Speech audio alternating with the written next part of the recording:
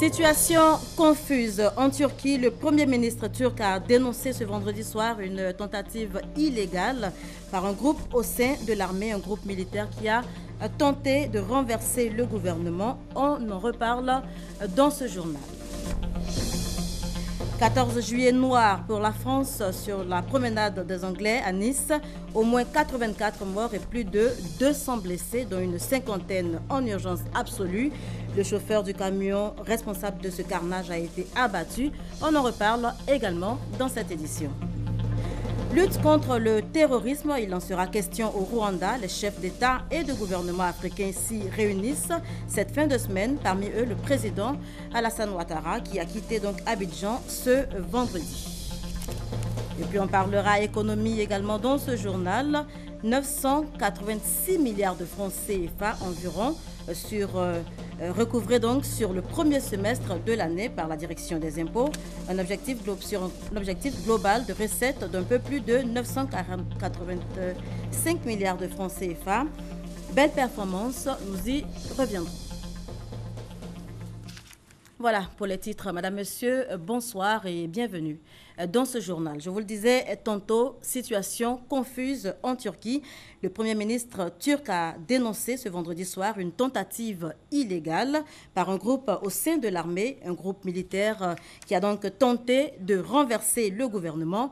Le Premier ministre turc qui a souligné que le gouvernement qui est toujours en place entendait sévir et que les personnes impliquées paieraient le prix fort. Notez pour terminer que les partisans de Erdogan, le président, sont en ce moment même dans les rues. Nous y reviendrons donc en fin de ce journal, mais avant, on évoque l'attentat à Nice. La France endeuillée, vous le savez, depuis hier par un attentat à Nice qui a fait plus de 80 morts. Un acte condamné par le chef de l'État ivoirien, le président Alassane Ouattara, indigné par cet acte odieux, cet attentat perpétré donc contre la France au moment où elle commémorait sa fête nationale. Le chef de l'État a exprimé sa profonde compassion et l'indéfectible solidarité du peuple ivoirien au peuple français. Le président Alassane Ouattara qui a présenté donc ses sincères condoléances aux familles des victimes et souhaité aux blessés ses vœux de prompt rétablissement. 14 juillet noir pour la France sur la promenade des Anglais à Nice. Au moins 84 morts et plus de 200 blessés, dont une cinquantaine en urgence absolue. Le chauffeur du camion responsable de ce carnage a été abattu. Il s'agit de Mohamed Boulel, dont le domicile a été perquisitionné. Ce sont les premiers résultats donc de l'enquête en cours, des enquêtes qui ont été livrées au cours d'une conférence de presse animée ce soir par le procureur de la République de Paris. Je vous en fais écho à présent. La France à nouveau touchée par le terrorisme. Jeudi 14 juillet, au lendemain de cet attentat, le procureur de la République de Paris, saisi de l'enquête, retrace le déroulé des faits. Jeudi 14 juillet, donc vers 22h45, un homme circulant seul à bord d'un camion frigorifique a pénétré sur la promenade des Anglais en provenance du quartier Magnan. Il a roulé sur une distance de 2 km environ entre précisément les numéros 11 et 147 de la promenade et a violemment percuté de très nombreux spectateurs rassemblés sur la promenade pour assister au traditionnel feu d'artifice du 14 juillet. Le terroriste a tiré à plusieurs reprises sur 3 policiers à hauteur de l'hôtel Negresco. Les policiers ont répliqué et ont poursuivi le camion qui a cependant réussi à rouler encore sur près de 300 mètres. Les policiers sont parvenus à le neutraliser par des tirs à hauteur du palais de la Méditerranée. Le terroriste a été retrouvé mort sur le siège passager. Et il fait aussi le point de l'enquête. Dans la cabine du camion ont été découverts un pistolet automatique de calibre 7,65 mm, un chargeur, des cartouches percutées de 7,65 mm et des cartouches non percutées du même calibre, un deuxième pistolet automatique, lui factice, 2 répliques de fusils d'assaut Kalachnikov et M16, qui sont donc elles aussi des armes factices, une grenade percée, un téléphone portable qui est en cours d'exploitation, divers documents, eux aussi en cours d'exploitation. Ont également été découvertes, toujours dans la cabine du camion, une carte conducteur et une carte bancaire au nom de Mohamed Laoueche Boulel, né le 3 janvier 1985 en Tunisie et domicilié à Nice. Il est totalement inconnu des services de renseignement, et ce, tant au niveau national qu'au niveau local, et n'avait jamais fait l'objet de la moindre fiche et du moindre signalement de radicalisation. Après les attentats de janvier et de novembre 2015 qui ont frappé Paris, c'est la troisième fois qu'un attentat de ce genre se produit sur le territoire français en 18 mois. Il y a un commentaire de Abou Sanogo. Le chauffeur du camion a été donc formellement identifié, Mohamed Boulel, âgé de 31 ans. Il a été identifié grâce à ses empreintes digitales. La France est encore sous le choc. L'état d'urgence qui devrait s'achever le 26 juillet est prolongé de 3 mois. On en parle avec Christelle Menat. Il s'appelle Mohamed Laoueche Boulel, 31 ans, un Tunisien marié et père de famille. Il conduisait le camion qui a causé au moins 84 morts et plus de 200 blessés cette nuit du 14 juillet à Nice. Parmi les morts, 10 enfants ou adolescents et parmi les blessés, 52 en urgence absolue. Mohamed Laoueche, déjà inculpé pour des faits de violence, n'était pas fiché comme islamiste radical. A-t-il agi seul ou avec des complices? L'enquête ouverte par la section antiterroriste du parquet de Paris le dira. Elle a déjà donné lieu à plusieurs perquisitions ce vendredi matin, notamment dans l'appartement de l'assaillant. Son ex-femme a été placée en garde à vue. Le mode opératoire fait penser à l'État islamique, mais jusque-là aucune revendication. L'attaque pourrait faire suite aux appels au meurtre des organisations djihadistes lancés ces derniers mois. L'état d'urgence en France sera prorogé de 3 mois, l'opération Sentinelle est maintenue et la réserve opérationnelle a été appelée. Des décisions prises cette nuit par François Hollande, un autre conseil de sécurité et de défense se tiendra samedi, et un deuil national de 3 jours a été décrété du 16 au 18 juillet. Voilà, état d'urgence donc prorogé en France, la France sous haute sécurité. Outre l'état d'urgence qui vient donc d'être prorogé, il y aura d'autres mesures de sécurité. La sécurité a été renforcée dans tout le pays, 24 heures donc après l'attentat de Nice. Herman Guivet pour en parler. Un scénario digne d'un film d'horreur. Un chauffeur fou au volant d'un camion lancé à vive allure fonce dans une foule venue célébrer un 14 juillet en couleur. Un feu d'artifice dont les lumières s'éteignent dans un bain de sang, 84 morts et des dizaines de blessés. C'est l'horreur à Nice. La police boucle le périmètre, le chauffard est abattu, les mesures de sécurité ne se font pas attendre. Bernard Cazeneuve, le ministre de l'Intérieur, se rend immédiatement sur place pour coordonner le dispositif de sécurité. La France ne cédera pas à la menace terroriste. Des propos de Manuel Valls, le Premier ministre, sur les parvis de l'Élysée.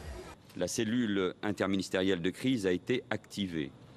Le département des Alpes-Maritimes a été placé au niveau alerte attentat du plan Vigipirate. La section antiterroriste du parquet de Paris s'est saisie de l'enquête. Nous ne céderons pas. La France ne cédera pas à la menace terroriste. La France a été frappée une nouvelle fois dans sa chair, un 14 juillet, jour de notre fête nationale.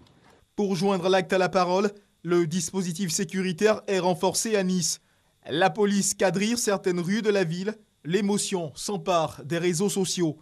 3 jours de deuil décrétés les 16, 17 et 18 juillet en hommage aux victimes de cette barbarie. Pour ce même 14 juillet, plus tôt dans la journée, 11 500 policiers et gendarmes avaient été déployés à Paris. Avec cet énième attentat sur son sol, la France renforce son dispositif de sécurité. La France qui n'entend pas céder donc à la menace terroriste. Demain samedi, conseil restreint de sécurité et de défense à l'Élysée.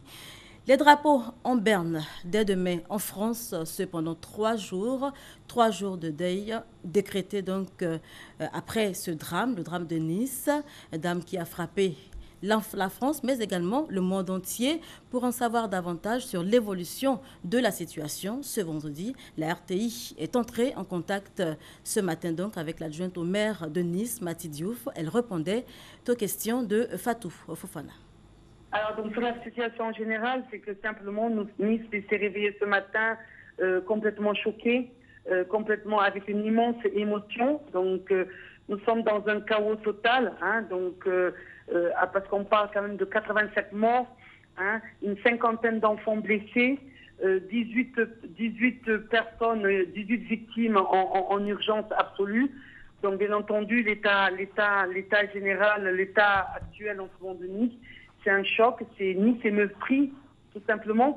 Alors, en ce qui concerne la communauté ivoirienne, donc justement, j'étais en lien avec votre consulat, puisque moi, de par mes délégations, j'ai en charge aussi les communautés.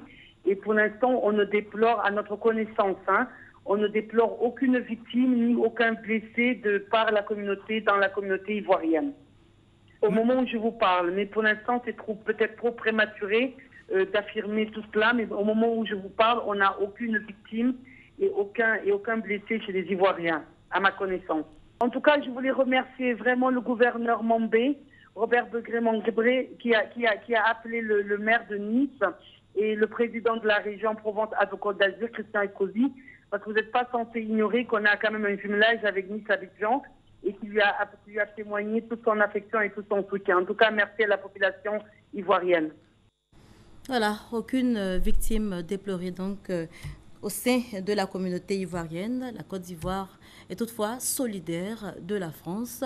Le chef du gouvernement ivoirien s'est rendu ce matin à l'ambassade de France en Côte d'Ivoire. Daniel Kablan-Duncan est allé une fois de plus marquer la compassion de toute la Côte d'Ivoire à la France, touchée donc hier soir par un attentat meurtrier. Compte rendu, Christelle Menant. Les réactions de la communauté internationale se multiplient au lendemain de l'attentat terroriste perpétré ce 14 juillet à Nice. Le Premier ministre Daniel Kablan-Duncan et une douzaine de ministres ce matin dans les locaux de l'ambassade de France pour manifester la tristesse et le choc de la nation ivoirienne. Signature du livre de condoléances suivie d'une adresse livrée par la ministre Afoussiata Bambalamine, porte-parole adjoint du gouvernement. Nos pensées et nos prières ferventes vont aux familles endeuillées ainsi qu'aux nombreux blessés enregistrés. Nous condamnons fermement cet attentat barbare qui, par-delà les nombreuses victimes occasionnées, est une atteinte aux valeurs fortes de liberté, d'égalité et de fraternité. Que la communauté internationale se mobilise davantage contre le terrorisme. Des paroles du Premier ministre au sortir de cette visite du gouvernement ivoirien à l'ambassade de France en Côte d'Ivoire. C'est un dossier qui est un dossier très important sur le terrorisme.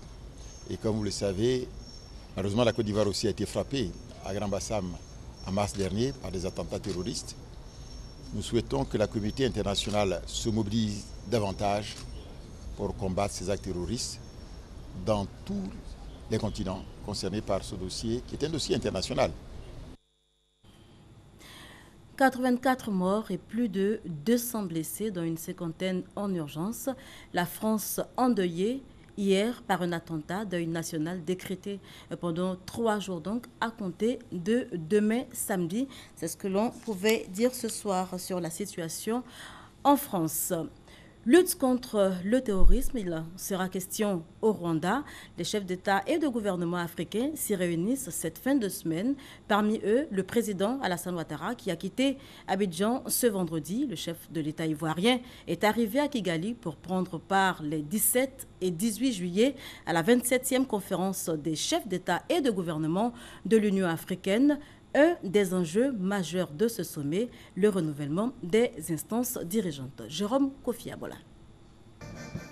Sur le tarmac de l'aéroport international de Kigali, l'avion présidentiel le transportant en provenance d'Abidjan s'immobilise aux environs de 18h, heure locale, ce vendredi. À sa descente de l'appareil, le président de la République de Côte d'Ivoire, Alassane Ouattara, reçoit les honneurs militaires dus à son rang. Après quoi, il se prête aux questions des journalistes à l'occasion d'une courte pause, le temps pour lui de dire un mot sur l'objet de son séjour dans la capitale rwandaise, à savoir la 27e conférence des chefs d'État et de gouvernement de l'Union africaine. Un sommet très important pour le président Alassane Ouattara, qui ne manque pas d'exprimer sa joie d'être à Kigali. Je suis heureux de venir voir mon ami, mon frère, le président Paul Kagame, et je salue le peuple rwandais, et je voudrais d'ores et déjà dire combien ma délégation est heureuse d'être là. Nous avons été informés de toutes les marques d'attention dont ils ont été l'objet. depuis les délégations d'experts, de ministres qui sont arrivés. Ce sommet est un sommet important, c'est le sommet de mi-année. Nous avons des dossiers importants pour le continent africain. Nous arrivons bien sûr avec la détermination de faire avancer les choses et nous sommes sûrs qu'avec le leadership du président Kagame, ce sommet sera une grande réussite pour le continent. Pour le président de la République de Côte d'Ivoire, Alassane Ouattara, la décision du sommet de faire un focus sur les droits des femmes est une bonne initiative qui cadre avec la politique du genre qu'il prône en Côte d'Ivoire. Nous avons fait des progrès importants. Nous sommes allés très loin depuis 4 années et notre volonté c'est d'aller encore plus vite et plus loin. La question du genre, les droits des femmes, la protection des femmes, la promotion des femmes sont des éléments essentiels de notre politique en Côte d'Ivoire. Dès samedi, le président Alassane Ouattara aborde une journée très chargée, marquée par des rencontres avec des personnalités de haut rang. Il s'agit des présidents égyptiens, guinéens, bissau-guinéens, rwandais, le président Paul Kagame, l'hôte du 27e sommet de l'Union africaine. Retour en Côte d'Ivoire, environ 966 milliards de francs CFA recouvrés sur le premier semestre de l'année par la direction des impôts sur un objectif global de recettes d'un peu plus de 945 milliards, soit un écart positif de 20 milliards. Belle performance et pour le deuxième semestre, les nouveaux dirigeants espèrent mobiliser davantage de ressources. Les précisions de Lanciné Bakayoko et de Adama Kone. 966 milliards de francs CFA, c'est le montant des recettes réalisées au premier semestre 2016 par la Direction générale des impôts DGI, soit une progression de 12% par rapport à la même période de l'année dernière. Pour le deuxième semestre qui commence, les objectifs fixés par l'État sont à portée de main. Nous envisageons de rester dans cette dynamique-là pour aborder donc le deuxième semestre de l'année 2016. Il s'agit de poursuivre l'amélioration de nos acquis. Nous en avons les capacités. La Direction générale des impôts a les méthodes de travail pour le faire. Ces prévisions plutôt optimistes impliquent un engagement fort des agents, mais également l'application efficiente d'une batterie de réformes contenues dans le plan stratégique du gouvernement. Le défi, c'est de créer de nouveaux centres de moyennes entreprises en vue de rapprocher davantage l'administration fiscale des clients, que sont les contribuables, mais surtout d'assurer un meilleur suivi statistique, c'est de faire en sorte que l'administration fiscale puisse se projeter vers l'avenir pour mettre en place un nouveau schéma directeur informatique en vue, dans les prochaines années, de renforcer son dispositif informatique et avoir un système d'information totalement intégré, sécurisé pour accompagner l'ensemble des réformes qui sont entreprises. Il s'agit aussi de renforcer les moyens de contrôle et de promouvoir les télédéclarations ainsi que les télépaiements. L'ambition de l'État nécessite un élargissement de l'assiette. L'objectif de recettes annuelles pour la Direction générale des impôts est fixé à 1900 milliards de francs CFA. On en vient à présent à la 13e édition des Journées scientifiques de l'Institut des sciences et techniques de la communication, ISTC Polytechnique, dénommée Journée du communicateur. Elles se sont tenues au sein de l'établissement Ismé Makokodi.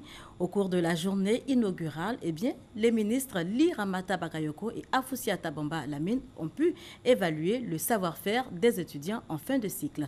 On fait le point avec Issaïo et Abou Sanogo. Des journées scientifiques pour les étudiants en fin de cycle de l'Institut des sciences et techniques de la communication ISTC Polytechnique. La 13e édition de ces journées dénommée Journée du communicateur, JCOM, a été l'occasion pour les étudiants des 5 écoles de l'ISTC Polytechnique de démontrer leur savoir-faire. Enseignes lumineuses, sport des 8e Jeux de la francophonie sont entre autres les travaux de qualité présentés par les étudiants. Une ingéniosité qui a permis au directeur général de l'Institut de demander plus de moyens à l'État.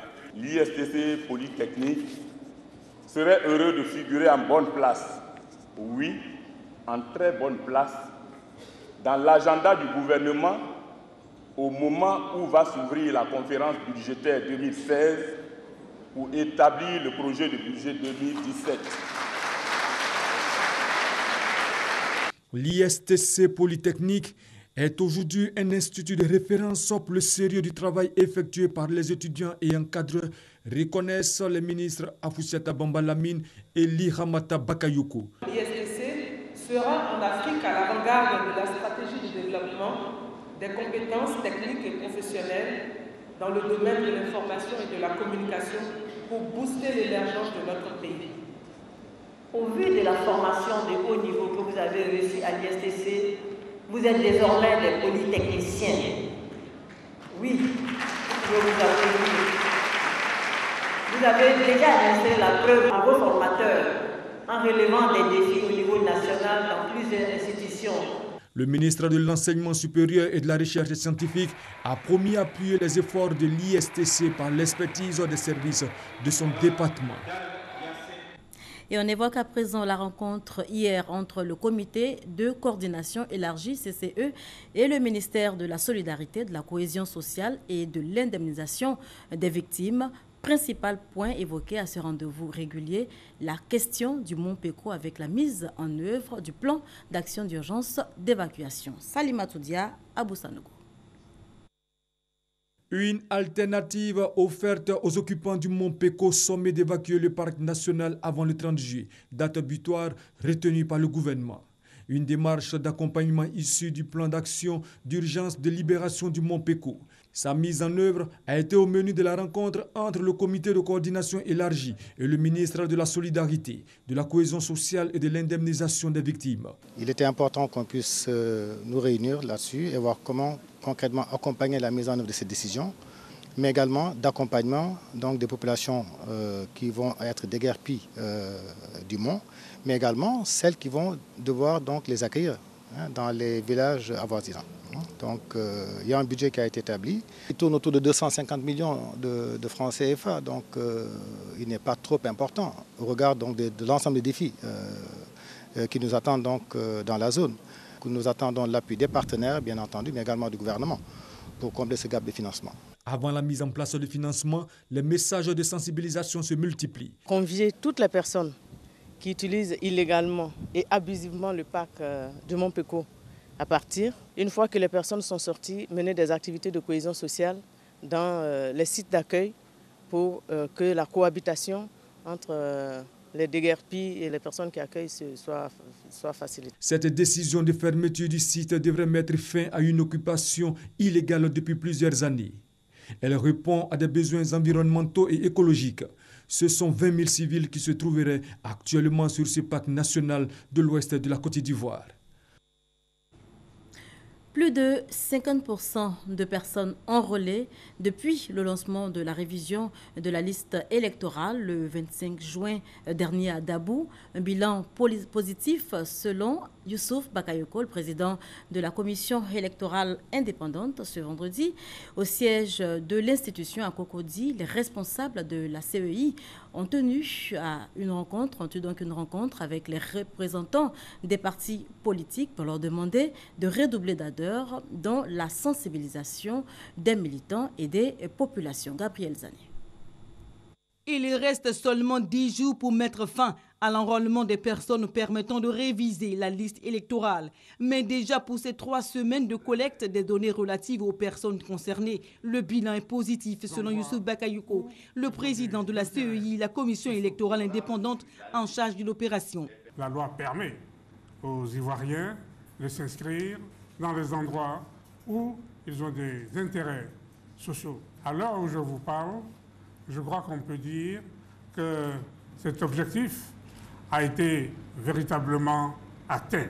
Deuxièmement, la proportion dans les différentes localités est, à mon avis, par rapport à cet objectif, la proportion est significative. Des milliers de personnes ont été enrôlées depuis le début de l'opération de révision de la liste électorale. Nous avons donc du 25 juin, date de départ de la collecte sur le terrain, au 12 juillet, les statistiques suivantes. Nombre de personnes enrôlées, catégorie 1 et catégorie 2, confondues. 127 971, dont 62% d'hommes et 38% de femmes. Ces statistiques permettront d'apurer la liste électorale de 2015 dans laquelle figurent au moins 500 000 personnes décédées, selon les chiffres donnés par le gouvernement. Il s'agira aussi de corriger la cartographie électorale en ajustant les positionnements erronés de certains lieux de vote. Nouvelle constitution, quel sens, quel intérêt? Éléments de réponse dans ce reportage que nous proposent Sidonie Davila et Thomas Guessombi. Franchement, je ne sais pas comment quelque chose. La Constitution, c'est une sorte d'organisation mise en place pour gérer un certain nombre de problèmes qui concernent un domaine particulier. Normes des normes, mère de la loi ou encore loi fondamentale.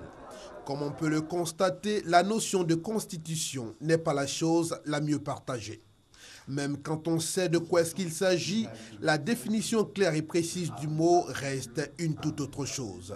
C'est les règles d'où on peut dire la loi de différents citoyens d'un pays, ou bien. C'est la loi suprême qui prévaut dans un pays et qui, en elle, est constituée de plusieurs lois auxquelles les habitants et les citoyens du pays doivent se conformer strictement, surtout parce qu'elle est la loi fondamentale qui constitue le socle d'un pays. La Constitution, ce sont des textes écrits qui régissent un état de droit. Longtemps de nature coutumière, la Constitution tire son origine dans les révolutions de 1776 et 1789. Le constitutionnalisme moderne apparaît avec l'idée de substituer aux coutumes existantes, souvent vagues, des constitutions écrites pour limiter la monarchie. La Constitution, c'est la loi qui fonde l'État, qui crée l'État, parce qu'un État ne peut exister que par une Constitution. Un État ne peut être gouverné que sur la base des règles préétablies, sur la base d'une Constitution. La Constitution est aussi la loi suprême de l'État. Ça veut dire qu'au sein d'un État, au-dessus de la Constitution, il n'y a aucune autre norme. Le professeur Sébastien Yedolat, directeur du laboratoire des études constitutionnelles, administratives et politiques, ne s'arrête pas à la seule définition du thème. Il en donne même l'intérêt et le sens pour un État. La Constitution dans un État a d'abord un intérêt social. La Constitution montre que nous tous, nous constituons une même entité, une même nation et que nous tous nous appartenons à la même communauté. La Constitution a une fonction politique parce que c'est la Constitution qui consacre la légitimité de nos gouvernants. La Constitution n'a d'intérêt que si ceux qui établissent cette Constitution ont une culture constitutionnelle. Donc il faut qu'il y ait un consensus autour de la Constitution. C'est ce qui fait en sorte que la Constitution assure plus efficacement sa fonction aussi bien sociale que politique. En Côte d'Ivoire, la première constitution fut adoptée le 26 mars 1959. Elle fut remplacée le 3 novembre 1960 par une deuxième constitution après l'accession du pays à l'indépendance le 7 août 1960. On parle politique à présent. Le président du directoire du RHDP a rencontré jeudi les femmes de l'Alliance à la maison du parti. Au cœur des échanges, la mobilisation pour la cause du parti unifié. Les concernés disent l'avoir bien noté. Elles s'engagent donc à relever le défi. On retrouve Sidonie Davila cette fois avec Abou Sano. L'heure est à la mobilisation et la sensibilisation au rassemblement des oufouettistes pour la démocratie et la paix, RHDP. Ce jeudi, elles ont été mobilisées, ces femmes membres des partis de cette coalition politique, à la rencontre du président du directoire de leur groupement politique. Pour Amadou Soumaoro, l'engagement des femmes dans la concrétisation de la mise en œuvre du projet du parti unifié est plus que jamais nécessaire. Nous savons que ce parti unifié ne sera pas ce parti conquérant, ce parti fort, sans qu'il ne soit soutenu, sans que le projet ne soit soutenu et accompagné par les femmes. Nous sommes convaincus que nous serons compris. Nous sommes convaincus que si nous les avons à nos côtés, la vision de nos chefs sera une réalité dans un très très proche avenir. Pour ces femmes, plus de doutes concernant leur engagement. Elles ont réaffirmé leur ferme volonté de s'inscrire dans la vision de leur leader, le parti unifié. Un projet qui, selon Amadou Soumaoro, connaît une avancée. Justement, pour l'aboutissement de ce projet, 3 grands défis attendent la direction du parti. La sensibilisation et la mobilisation des militants à la nécessité d'aller au parti unifié, la consolidation de toutes les coordinations départementales du RHDP et la révision des tests et règlements intérieurs du RHDP. En image, aux États-Unis, le candidat républicain à la présidentielle, Donald Trump, a annoncé aujourd'hui avoir choisi le gouverneur de l'Indiana, Mike Pence, comme colistier, un choix qui devrait permettre aux magnats de l'immobilier de séduire l'aile conservatrice de son parti. En image également, cette situation confuse en Turquie. Le Premier ministre turc a dénoncé ce vendredi soir une tentative illégale par un groupe au sein de l'armée, un groupe militaire qui a donc tenté de renverser le gouvernement. Le Premier ministre turc Binali Yildirim a souligné que le gouvernement entendait sévir et que les personnes impliquées paieraient au prix fort. Notez que les partisans du président Erdogan sont en ce moment même dans les rues. Et puis pour terminer, 14 juillet noir pour la France sur la promenade des Anglais à Nice. Vous le savez, au moins 84 morts et plus de 200 blessés, dont une cinquantaine en urgence absolue. Le chauffeur du camion responsable de ce carnage a été abattu. Il s'agit de Mohamed Boulel, dont le domicile a été perquisitionné. Ce sont en tout cas les premiers résultats de l'enquête en cours, des résultats qui ont donc été livrés au cours d'une conférence de presse animée ce soir par le procureur de la République. Voilà qui met un terme à ce journal. Merci de nous avoir suivis. Je vous souhaite de passer une excellente soirée sur RTI.